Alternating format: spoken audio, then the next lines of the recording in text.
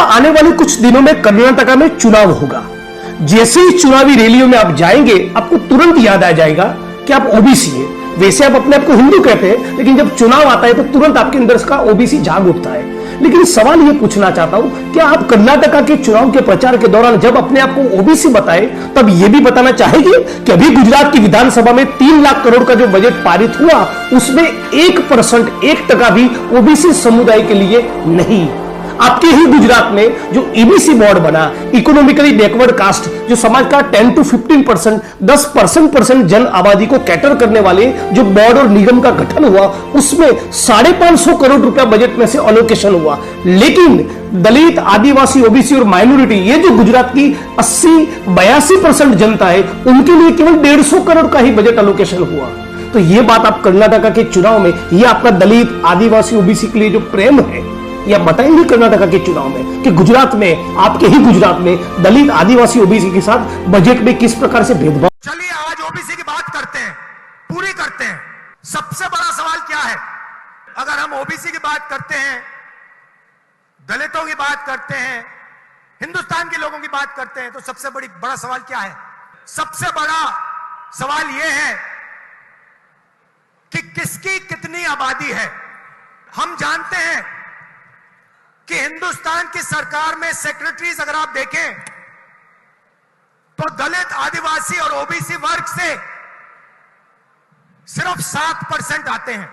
मतलब हिंदुस्तान की सरकार को, हिंदुस्तान की सरकार की रीढ़ की हड्डी जो है secretaries of government of India, उसमें से सिर्फ 7% दलित, आदिवासी और ओबीसी वर्ग से आते हैं।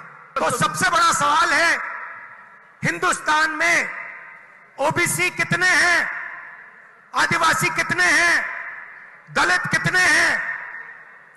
तो अगर हम धन बांटने की बात करें, अगर हम सत्ता बांटने की बात करें, तो पहला कदम ये होना चाहिए कि भैया किसकी कितनी आबादी है। यूपीए ने, कांग्रेस पार्टी ने 2011 में कास्ट बेस्ड सेंसस किया। पूरे देश की जातियों का डेटा उस सेंसस में है। मोदी जी, आप ओबीसी की बात करते हैं, उस डेटा को आप पब्लिक कर दीजिए, पता लग जाए देश में कितने ओबीसी हैं, कितने दलित हैं, कितने आदिवासी हैं। अगर सबको भागीदार बनाना है, सबको इस देश की प्रगति में शामिल करना है, तो यह तो मालूम होना चाहिए कि कौन कितने हैं। तो मोदी जी, कास्ट सेंसस का डेटा आप रिलीज कीजिए, देश की जनता को पता लग जाए देश में ओबीसी कितने हैं, दलित कितने हैं, आदिवासी कितने हैं।